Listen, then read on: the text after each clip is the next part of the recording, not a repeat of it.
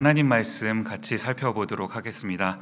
오늘 우리에게 주신 하나님 말씀은 구약 전도서 말씀입니다. 전도서 4장 1절부터 12절까지 말씀 함께 살펴보도록 하겠습니다. 전도서 4장 1절부터 12절까지 말씀입니다. 말씀이 조금 긴데요. 함께 다 살펴보도록 하겠습니다. 저와 여러분이 한 절씩 교독해서 읽도록 하겠습니다. 제가 먼저 읽겠습니다. 내가 돌이켜 해 아래서 행하는 모든 학대를 보았도다. 오호라, 학대받는 자가 눈물을 흘리되 저희에게 위로자가 없도다. 저희를 학대하는 자의 손에는 권세가 있으나 저희에게는 위로자가 없도다. 그러므로 나는 살아있는 자보다 죽은 지 오랜 죽은 자를 복되다 하였으며 이 둘보다도 출생하지 아니하여 해 아래서 행하는 악을 보지 못한 자가 더욱 낫다 하였노라. 내가 또 본즉 사람이 모든 수고와 여러 가지 교묘한 일로 인하여 이웃에게 시기를 받으니 이것도 헛되어 바람을 잡으려는 것이로다. 우매자는 손을 거두고 자기 살을 먹느니라. 평온함이 두 손에 가득하고 수고하며 바람을 잡으려는 것보다 나으니라. 내가 또 돌이켜 해 아래서 헛된 것을 보았도다. 어떤 사람은 아들도 없고 형제도 없으니 아무도 없이 홀로 있으나 수고하기를 마지 아니하며 불을 눈에 족하게 여기지 아니하면서도 이르기를 내가 누구를 위하여 수고하고 내 심령으로 낙을 누리지 못하게 하는고 하나니 이것도 헛되어 무익한 노고로다. 두 사람이 한 사람보다 나음은 저희가 수고함으로 좋은 상을 얻을 것임이라. 혹시 저희가 넘어지면 하나가 그 동물을 붙들어 일으키려니와 홀로 있어 넘어지고 붙들어 일으킬 자가 없는 자에게는 화가 있으리라. 두 사람이 함께 누우면 따뜻하거니와 한 사람이면 어찌 따뜻하랴. 한 사람이면 패하겠거니와 두 사람이면 능히 당하나니 삼겹줄은 쉽게 끊어지지 아니하느니라. 아멘. 우리 한 번 더 잠시 같이 기도하도록 하겠습니다. 고마우신 아버지 하나님, 이 시간 저희가 말씀 앞에 섰습니다. 이 시간 저희에게 말씀하옵시고 말씀하시는 그 주 하나님의 말씀으로 인하여 저의 삶이 다시 한번 주께로 돌이키는 그런 시간 되게 하여 주옵소서. 감사드리옵고 예수님 이름으로 기도드립니다. 아멘. 수요예배 참석하신 모든 분들 환영하고 축복합니다. 저희가 이제 수요 예배 때는요 성경의 한 장씩을 이제 계속 살펴보는 그런 시간을 예전에 이제 가졌었다고 들었습니다. 그래서 제가 오기 전에요 이제 그때 기억을 되살리시면서요 너무 오랜만일 텐데 그때 이제 순서가 전도서 4장부터 다시 살펴보는 시간이었습니다. 그래서 오늘 전도서 4장 말씀을 같이 살펴보도록 하겠습니다. 오랜만에 이 전도서 말씀으로 돌아왔으니까요. 그 전도서를 관통하는 이 핵심 구절이 뭔지 다 기억하시죠? 전도서 1장 2절 말씀입니다.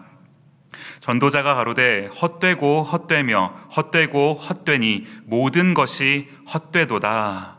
이 솔로몬이 5번이나 강조하면서 말했던 이 헛되다라는 거예요. 이 헛되다라는 것이 뭘 의미하는 거겠습니까?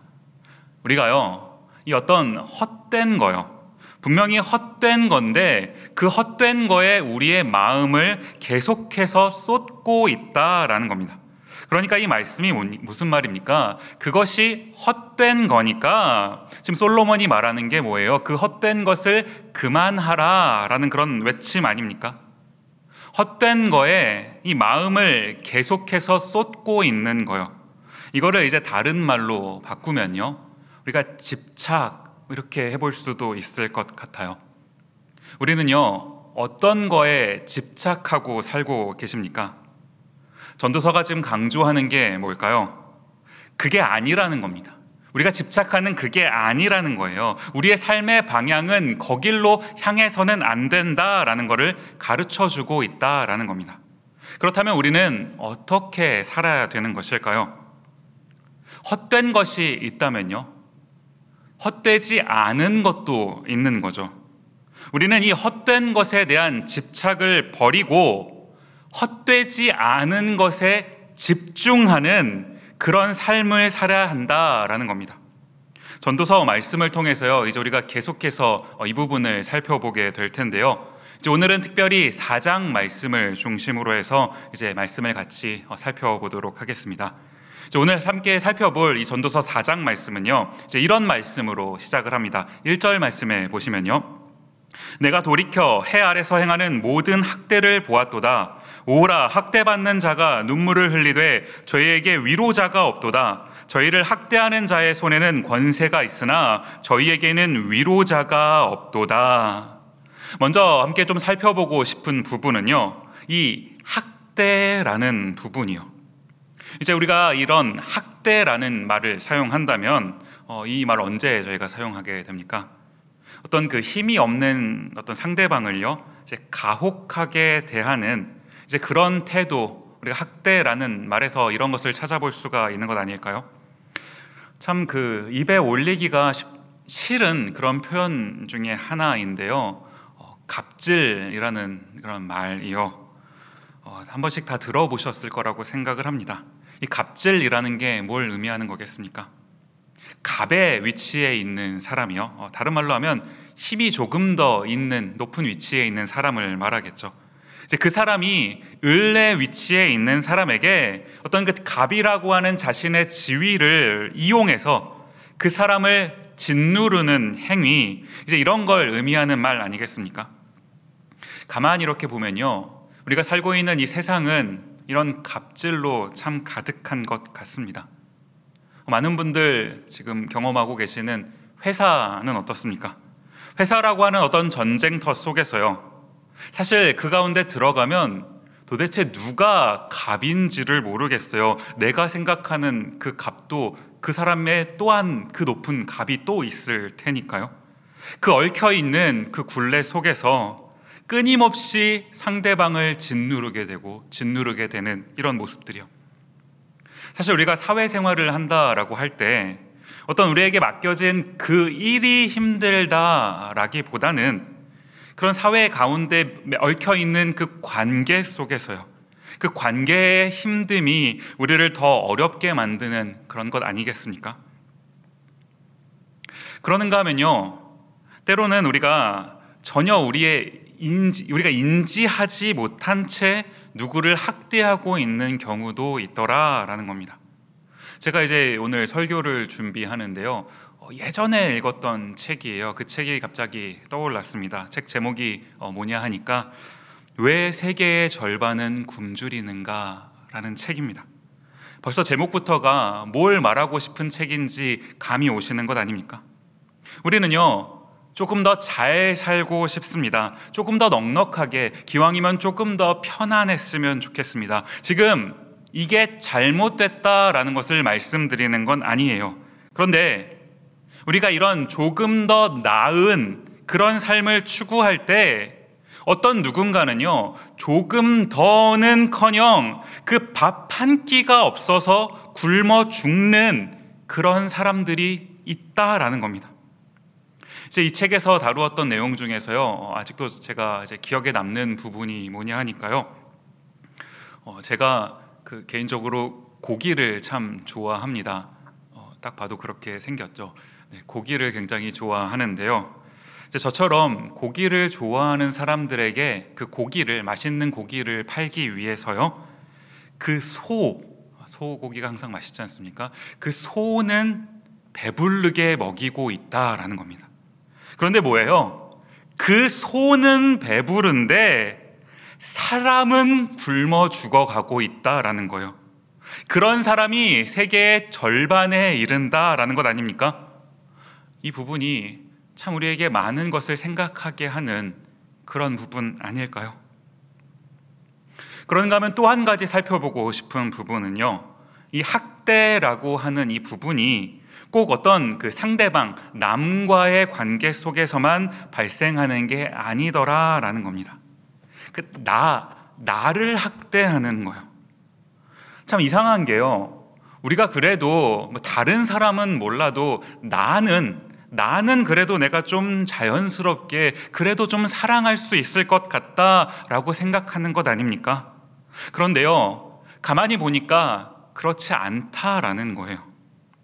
죄성을 가진 우리는요, 뭐가 나에게 가장 좋은 일인지를 알지를 못합니다. 그러니까 자꾸 우리가 하는 게 뭡니까? 다른 어떤 것으로 우리의 그 부족함, 뭔가 빈 것을 채우려고 그 어떤 것을 추구하는 삶, 그렇게 살아가는 것 아닌가요?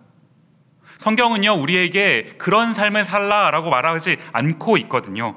신명기 10장 13절 말씀 뭐라고 기록합니까? 내가 오늘날 내 행복을 위하여 내게 명하는 여호와의 명령과 규례를 지킬 것이 아니냐. 지금 성경의 가르침 뭐예요? 너희가 뭘 하면 행복하다라는 겁니까? 하나님의 말씀 안에 있으면요, 그게 우리의 행복이다라고 성경이 말하고 있는 것 아닌가요? 그런데요, 우리가 이런 하나님의 말씀 앞에 정말 순종하고 있습니까?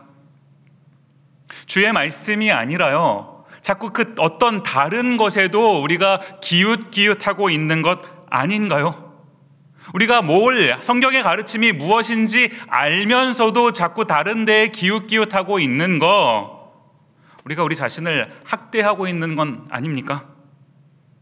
사실 우리는요, 이러한 모습들 속에서 자유롭지가 않습니다. 누구라도 그렇습니다. 왜냐 하니까요, 이제 우리가 이런 학대 가운데 살게 된 이유가 성경이 뭐라고 가르칩니까? 우리의 죄성 때문이다 라고 말하고 있는 것 아닙니까? 하나님은요, 우리 인간을 창조하셨을 때 이제 서로가 서로를 도우면서 살아가라, 함께 살아가라 라고 창조를 하신 거거든요. 돕는 배필, 이런 표현 다 기억하시죠? 영어로 보니까요, suitable helper, 적합하냐. 하나님께서 그 두 사람이 함께하기에 가장 적합한 그런 사람들을 만들어 놓고 함께해라 라고 말씀하신 것 아닙니까? 그런데 죄를 지은 인간 어떻습니까? 그 사람과 함께하기를 원하지 않는다라는 겁니다. 그래서 어떻게 됩니까? 나에게 조금만이라도 해를 끼친다면, 나에게 조금만이라도 필요가 없는 존재처럼 여겨진다면 그 사람을 밀쳐내 버리는 거예요. 창세기 4장 8절 말씀 이렇게 기록하죠. 가인이 그 아벨에게 고하니라. 그 후 그들이 들에 있을 때에 가인이 그 아우 아벨을 쳐 죽이니라. 그 상대방도, 아벨도 하나님의 형상을 가진 사람인데 이제는요, 어떻게 되는 겁니까? 그렇게 보이지가 않는 거예요. 그냥 나를 힘들게 하는 사람, 내 인생에서 좀 없었으면 좋겠는 사람, 그래서 쳐내야 하는, 쳐 죽여야 하는 사람으로 보게 되더라라는 겁니다. 이런 모습들이요, 이런 죄성을 가진 인간의 모습들이 점점 발전해서 어디까지 가게 되는 겁니까? 출애굽기 3장 9절 말씀 보시면요, 이제 이스라엘 자손의 부르짖음이 내게 달하고 애굽 사람이 그들을 괴롭게 하는 학대도 내가 보았으니. 지금 하나님께서 모세를 애굽 땅에 보내시면서 하셨던 그 말씀 아닙니까? 이 죄로 가득한 세상은요, 애굽이라고 하는 어떤 상징적인 이 세상은요, 마치 피라미드 같은 구조입니다. 누군가는요, 그 피라미드의 윗자리로 계속해서 올라가려고 하고요, 한번 그 높은 자리에 올라간 사람은 절대 그 자리를 빼앗기려고 하지 않습니다. 그렇게 하려면요, 내가 올라가고 빼앗기지 않으려면 어떻게 해야 되는 겁니까? 아래에 있는 사람들, 나보다 밑에 있는 사람들을 짓누르고 짓밟고 올라가야 한다라는 거예요. 지금 그런 피라미드 구조 가운데 이 이스라엘 백성들 노예이지 않았습니까? 가장 밑바닥에 있는 이 이스라엘 백성들 학대를 당하고 있다, 하나님께서 이렇게 말씀하고 계신 것 아닌가요? 사실 이 말씀이요, 이스라엘 백성들의 어떤 처지만을 말하는 것이 아니라 사실 오늘 우리의 모습과 너무 닮아 있진 않은 거 아닙니까? 물론 우리가 이 이스라엘 백성들처럼 어떤 사람의 노예가 되지는 않았습니다. 그런데요, 또 어떤 관점에서 본다면요, 노예가 아닌 것도 아닌 것 같아요. 무슨 말입니까? 우리가 하나님께서 우리에게 허락해 주신 이 은혜로 주신 이 삶 속에서요, 이 삶의 어떤 것에 우리가 이걸 주님께서 명하신 대로 이끌고 이 삶을 살아가십니까? 아니면 어떤 헛된 거에 이끌려 살아가십니까? 만약 우리가 어떤 그 헛된 거에 이끌려 살아가는 삶을 살고 있다면 이 또한 노예라 할 수 있지 않겠습니까? 로마서 8장 22절 말씀이 이렇게 기록합니다. 피조물이 다 이제까지 함께 탄식하며 함께 고통하는 것을 우리가 아나니. 무슨 말입니까? 피조물이요, 다 함께 탄식한다라는 겁니다. 모두가 다요, 탄식한대요. 참 재밌는 표현 아닙니까? 내가 학대를 받으면 누군가는 나 때문에 나를 짓눌렀으니까요, 그 사람은 조금 더 행복하게 살아야 돼요. 내가 상대방을 짓눌렀다면 나는 조금 더 행복해져야 되는 것 아닙니까? 그런데요, 그러하던가요? 아니다라는 겁니다. 피조물이 다 학대를 받고 있다라고 성경이 말하고 있더라는 거예요. 이러나 저러나 우리는 이 학대 가운데서 자유롭지 않은 그런 삶을 살아가고 있다라는 겁니다. 다른 말로 하면 우리는요, 이 고통의 문제, 우리가 세상 가운데서 만나는 이 고통의 문제에서 벗어날 수 없는 그런 존재다라는 거예요. 오늘 성경은요, 이제 이런 삶 가운데 있는 우리에게 두 가지 삶의 태도를 소개하고 있는 것 아니겠습니까? 먼저 살펴보고 싶은 부분은요, 전도서 4장 4절 말씀입니다. 내가 또 본즉 사람이 모든 수고와 여러 가지 교묘한 일로 인하여 이웃에게 시기를 받으니 이것도 헛되어 바람을 잡으려는 것이로다. 모든 수고와 여러 가지 교묘한 일로 인하여 이웃에게 시기를 받으니, 이 말이요, 무슨 말입니까? 제가 이제 이 부분을 유진 피터슨이라는 분이 쓰신 그 메시지 성경이라는 책에서 이제 보니까요, 이제 이렇게 번역을 하셨더라고요. 나는 온갖 노력과 야심이 시기심에서 나온다는 것도 알게 되었다. 무슨 말인지 조금 더 감이 오시는 것 아니겠습니까? 이 노력이요, 이 수고의 문제, 우리가요, 이 세상을 살아갈 때 노력합니다. 왜 노력할까요? 사실 우리가 하는 그 노력이라는 것이 그냥 적당한 그런 수준의 노력이 아니지 않습니까? 지금 여기까지 오시기 위해서요, 사실 얼마나 많은 노력을 그동안 해오셨습니까? 우리가 하는 이 노력, 우리가 지금까지 해왔던 이 노력이 고린도전서의 말씀처럼 그런즉 너희가 먹든지 마시든지 무엇을 하든지 다 하나님의 영광을 위하여 하라, 이 말씀처럼 하나님의 영광을 드러내기 위한 그런 노력이었습니까? 만일 그렇다면 정말 다행인데요, 오늘 전도서 말씀이 지적하는 게 뭡니까? 우리의 이 노력, 우리가 정말 열심을 다했던 이 수고가 때로는 시기심에서 비롯될 수 있다라고 가르치는 것 아닌가요? 우리가요, 한번 가만히 생각해 봤으면 좋겠는 겁니다. 우리가 열심히 살고 있습니다. 그런데 왜 이렇게 열심히 살고 있습니까? 우리의 열심이, 우리가 하는 이 수고의 진정한 동기가 무엇인지 한번 생각해 봤으면 좋겠는 거예요. 하나님께서 우리에게 허락해 주신 그 삶을 살아가는데, 그 삶에서, 나의 삶 속에서 나와 하나님과의 그 관계만 보이십니까? 사실 그래야 하는 게 맞는데 자꾸 나랑 하나님의 관계 사이에 어떤 다른 사람의 모습도 보이는 것 아닌가요? 여기서 말하는 그 다른 사람이요, 아까 전에 언급했던 어떤 굶어 죽는 어떤 사람들이라면 그러면 참 좋겠는데, 그게 아니라요, 나와 하나님 가운데 있는 그 어떤 누군가가 나보다 조금 더 나은 사람, 아예 나보다 완전히 나은 사람이라면 아예 나랑 경지가 다른 사람이구나 생각하고 그냥 이렇게 옆으로 차치해 버리겠는데, 문제는 그런 게 아니라요, 나보다 조금 더 나은 것 같아 보이는 사람이요, 그 사람이 내 삶 가운데 있는 거, 내 옆에 있는 거요. 심지어 어떤 사람은 내가 딱 봤을 때는 뭐 이렇게 나아 보이는 것 같지도 않은데, 그런데 나보다 좀 더 잘 살고 있는 것 같아요, 저 잘 되는 것 같아요. 그런 사람을 볼 때요, 그런 사람을 보면서 우리 마음에 드는 감정 무엇입니까?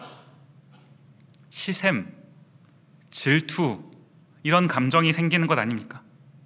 이 질투라는 게요, 이게 악한 게 무엇이냐 하니까요, 사실 하나님께서는요, 우리 각자에게요, 우리 모두에게 각각의 은사를 허락해 주신 것 아닌가요? 분명히 나에게도요, 말씀을 전하고 있는 저에게도 하나님께서 허락해 주신 어떤 특별한 은사가 있습니다. 참 이게 웃기는 건요, 제가 가지고 있는, 우리가 각각 가지고 있는 그 은사를요, 다른 누군가는 그걸 지금 굉장히 부러워하고 있습니다. 질투할 만큼이요. 그러나 정작 본인은, 그 사람은 하나님께서 나에게 주신 그 은사에 집중하지 못하고 자꾸 다른 사람의 것만 보는 거예요. 거기에만 관심을 갖는 것 아닙니까? 이거는요, 우리 각 사람에게 서로 다른 은사를 허락해 주신 그 하나님의 권위에 도전하는 것, 하나님의 그 권위를 인정하지 않는 태도라라는 겁니다. 끊임없는 이 욕심이요, 시기심, 남보다 조금 더 높은 자리에 올라갔으면 좋겠고, 조금 더 넓은 집에 살았으면 좋겠고요, 우리 아이들이 조금 더 남들의 자녀들보다 내 아이가 조금 더 잘 됐으면 좋겠고, 글쎄요, 제가 말씀드리는 이런 것들이 그 자체만으로 나쁜 거다 이렇게 말씀드리기는 조금 어렵겠죠. 디모데전서 6장 10절 말씀에도 보면 이런 말씀이 있습니다. 돈을 사랑함이 일만하게 뿌리가 되나니. 무슨 말입니까? 돈 자체는 악한 게 아니라고요. 돈이 악한 게 아니라 뭐가 악하다는 겁니까? 돈을 사랑하는 행위, 돈만을 사랑하는 행위, 그게 악하다라는 것 아닌가요?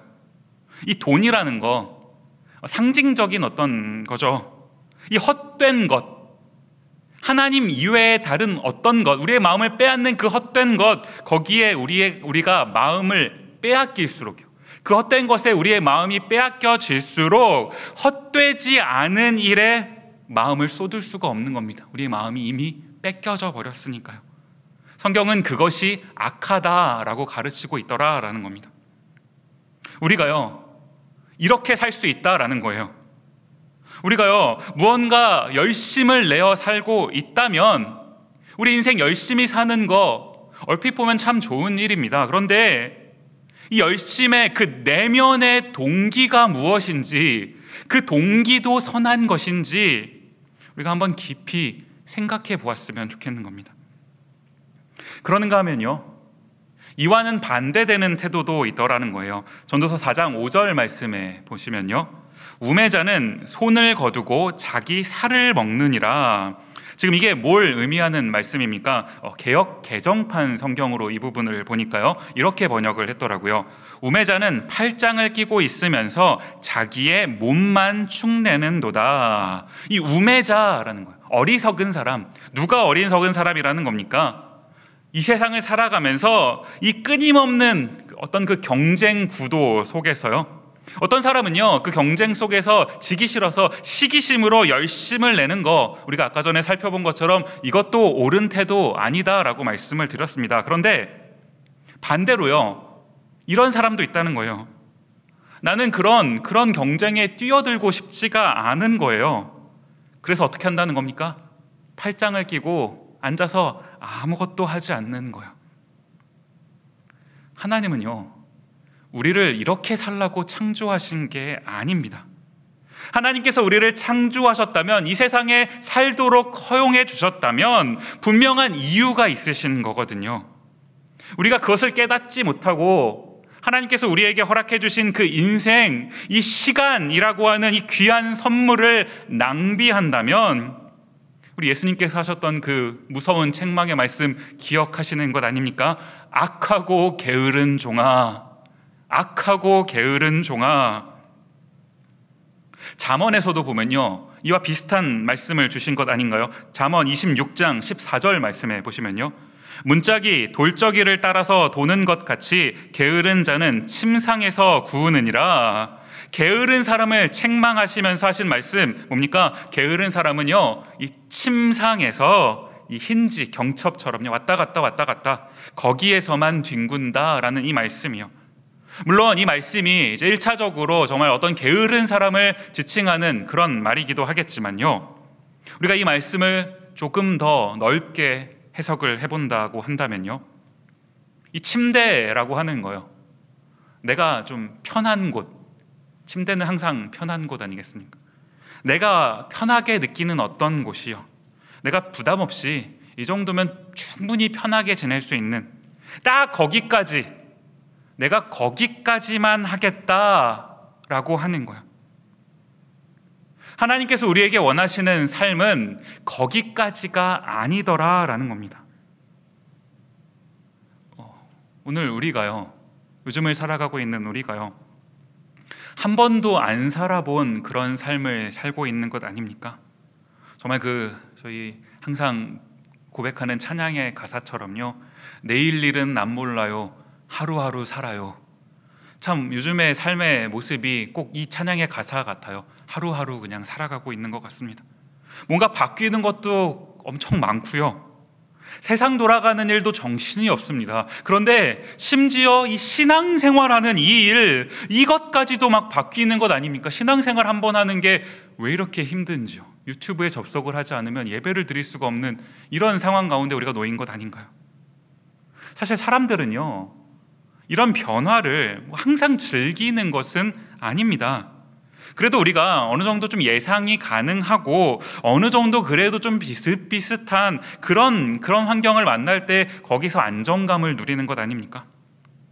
그런데요, 오늘 성경의 가르침 뭡니까? 우리가 잊지 말아야 되는 건 그것만 추구하는, 나의 어떤 편안한 안정감만 추구하는 그런 모습은 하나님께서 원하시는 삶의 모습이 아니더라라는 거예요.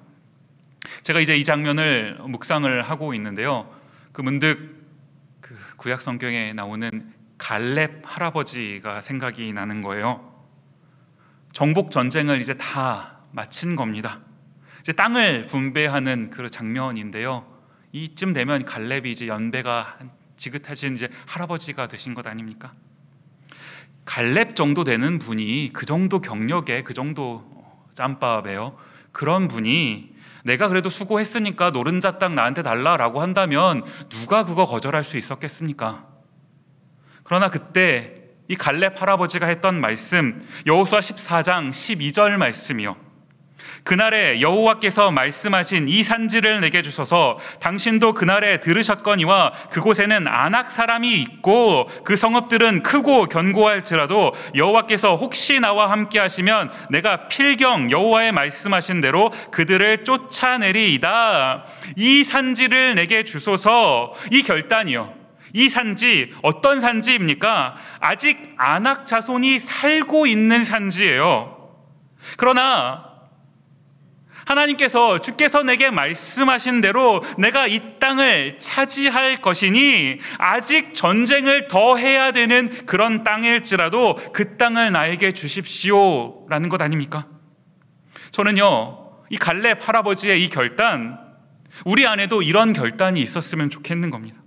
그냥 내가 편한데, 내가 안정감을 누리는 거, 거기에서만 머무는 게 아니라요, 조금 더 수고를 하는 삶, 조금 더 힘든 삶이요. 두 가지 삶의 태도를 살펴본 것 아닙니까? 먼저는 지나친 수고, 그 동기가 무엇인지 우리가 살펴봐야 한다라는 부분 살펴보았고요. 또 다른 하나는요, 이 게으름의 문제예요. 특별히 영적 게으름이요. 우리가 조금 더 불편하게 살아야 된다라는 부분을 같이 살펴보았습니다. 이제 이번 주간에요, 말씀을 이제 준비를 하면서 이제 말씀을 가만히 이제 반복해서 보고 있는데 문득 이 구절이 제 눈에 확 들어온 겁니다. 전도서 4장 6절 말씀인데요, 한 손에만 가득하고 평온함이 두 손에 가득하고 수고하며 바람을 잡으려는 것보다 나으니라. 이 한 손에 가득함이요, 한 손에 가득함. 영국의 작가이세요, 체스터턴이라는 분이 계시는데 이제 이분이 이런 말씀을 하셨습니다. 넉넉하게 소유하는 두 가지 길이 있다. 하나는 더욱 더 많이 축적하는 것이고 다른 하나는 덜 욕망하는 것이다 라는 말씀이요. 제가 이런 관점에서 이제 이 말씀을 묵상을 하는데요, 문득 이런 생각이 들더라고요. 한 손에만 가득한 거, 두 손에 가득한 게 아니라 한 손에만 가득한다라는 것, 덜 욕망하는 거죠. 우리가 이걸 통해 더 넉넉하게 소유하게 되는 그런 것 아니겠습니까? 그런데 한 가지 질문이 제 마음속에 생기는 거예요. 이 한 손에만 넉넉한다면 다른 한 손은요? 이 다른 한 손은 무엇을 해야 할까? 이런 생각이 갑자기 제 질문이 생기더라고요. 이 부분을 이어지는 부분과 연결해서 보면서 오늘 말씀을 마무리하면 좋겠다라는 생각이 드는데요. 전도서 4장 8절 말씀입니다. 어떤 사람은 아들도 없고 형제도 없으니 아무도 없이 홀로 있느니라. 저는요, 이 맨 마지막 말씀, 홀로 있으나라는 부분이요, 이 말씀에 계속해서 시선이 가더라고요. 어떤 사람은요, 지금 이 8절의 말씀처럼요, 정말 물리적으로 진짜로 혼자 있는 그런 사람이 있을 수도 있습니다. 그러는가 하면요, 이 세상에는요 또 어떤 사람들이 있는 겁니까? 그냥 이렇게 봤을 때는요, 우리가 이렇게 봤을 때는 혼자가 아닌 것 같아요. 그런데 그 마음이 혼자인 사람이 있다라는 거예요. 이어지는 이 전도서 말씀이 뭡니까? 4장 9절 말씀이에요. 두 사람이 한 사람보다 나음은 저희가 수고함으로 좋은 상을 얻을 것임이라. 지금 두 사람이 한 사람보다 낫다, 이걸 말하고 있는 것 아니겠습니까? 누군가는 혼자 있습니다. 혼자 있는 그 사람이요, 두 사람이 되기 위해서는 뭐가 필요한 거예요? 이어지는 10절 말씀해 보시면요, 혹시 저희가 넘어지면 하나가 그 동물을 붙들어 일으키려니와 홀로 있어 넘어지고 붙들어 일으킬 자가 없는 자에게는 화가 있으리라. 인생을 살아가다가 보면요, 때로 우리를 이렇게 넘어뜨리는 일이요, 잘 가고 싶은데 자꾸 나를 넘어뜨리는 그런 일들을 우리가 만나게 되는 것 아닙니까? 나 혼자라면요, 그 인생길에서 걸어가는 그 사람이 나 혼자라면 우리가 그런 일 만날 때 넘어지고 말아요. 그런데 이때 내가 혼자가 아니라면요, 어떻게 되는 겁니까? 넘어진 내 손을 붙잡아 줄 그 사람이 있는 거예요. 문득 그 사도행전 3장에 기록된 그 나면서부터 걷지 못하게 된 사람 이야기가 떠오르더라고요. 평생을 구걸해야 되는, 그렇게 해서 살아야 했던 사람입니다. 태어나면서부터 걷지 못하는 자였으니까요. 그 인생이 얼마나 비참하고 또 외로웠겠습니까? 그런데요, 이 사도행전 3장이잖아요. 이 바로 직전 2장에서 어떤 일이 있었습니까? 성령님이 주님의 제자들에게 임하시는 그 사건이요, 그 성령의 임재, 성령의 충만하심을 겪은 그 경험한 그 제자들이 3장에서 이 나면서부터 걷지 못하게 된 자를 만나게 된 것 아닌가요? 그때 무슨 일이 그 가운데 일어난 겁니까? 사도행전 3장 7절 말씀 보시면요, 오른손을 잡아 일으키니 발과 발목이 곧 힘을 얻고. 저는 이 오른손을 잡아 일으키니, 이 말이 말씀을 준비하는데 계속 곱씹어지더라라는 겁니다. 지금 성경이 우리가 살아가야 될 삶의 방향, 우리가 추구해야 될 삶의 모습이 어떠한지를 말해주고 있는 것 아닙니까? 베드로와 요한이요, 그 나면서부터 걷지 못하게 된 자에게 손을 내밀어 그 오른손을 붙잡아 일으키자, 그 평생을 비참한 상황 가운데, 외로움 가운데 놓였던 그 사람이 두 사람, 세 사람이 된 것 아닙니까? 저는요, 우리가 이 손을 내밀어 주는 사람이요, 말씀을 마무리하면서요, 얼마 전이에요, 이제 우연히 인터넷에서 한 시를 제가 보게 됐습니다. 시를 한 편 보게 됐는데요, 사실 제목이 굉장히 마음이 아팠어요. 제목이 조금 불편합니다. 자살이라는 시예요. 내용이 이렇더라고요. 한번 보여주시겠습니까? 약을 먹는다, 손목을 긋는다, 높은 곳에 올라 몸을 던진다, 내일은 행복하기를, 눈을 감는다. 제가 이 시를 이렇게 가만히 보면서요, 사는 게 얼마나 힘들면 어떻게 이런 생각을 할 수 있을까? 그런데요, 요즘에 이런 분들이 계시는 것 같아요. 뉴스를 통해서 보아도 종종 이렇게 접하게 되는 소식들이 이런 마음 아픈 일들이 일어나는 것을 우리가 봅니다. 그런데요, 제가 왜 이 시를, 이런 불편한 시를 소개해 드렸냐 하니까요, 이 시가요, 마치 그 데칼코마니처럼요, 반대 이렇게 접으면 반대 양쪽이 똑같은 거 데칼코마니라고 하지 않습니까? 이 마치 이 데칼코마니를 보는 것처럼 이 반대쪽 절반도 있더라라는 거예요. 이 자살이라는 말이요, 반대로 하면 뭡니까? 살자잖아요. 살자라는 제목으로 이 시를 다시 한번 읽으니까요, 제가 읽어드리겠습니다. 살기 위해 약을 먹는다. 꽉 잡는다 아이의 손을. 내 기필코 회사의 한 획을 긋는다. 누구보다 높은 곳에 올라 치열한 삶 속으로 몸을 던진다. 내 아이의 내일은 누구보다 행복하기를 행복한 꿈을 꾸며 눈을 감는다. 저는요, 요즘 우리가 살아가고 있는 하루하루의 이 삶이요, 참 힘들지 않으십니까? 힘드시죠? 모두가 참 다 힘들어하고 있는 것 같습니다. 그 힘들어하고 있는 누군가에게 우리가 손을 내밀면서요, 그 손 붙잡아 주면서 살자, 우리 살자, 이렇게 말해줄 수 있는 거예요. 전도서 4장 12절 말씀, 한 사람이면 패하겠거니와 두 사람이면 능히 당하나니 삼겹줄은 쉽게 끊어지지 아니하느니라. 이 삼겹줄이 되어주는 우리 에덴 가족 아닙니까? 우리 에덴 가족이요, 이런 가족이 되었으면 좋겠는 겁니다. 전 오늘 설교를요, 이 찬양을 함께 고백하는 걸로 마무리를 하고 싶은데요,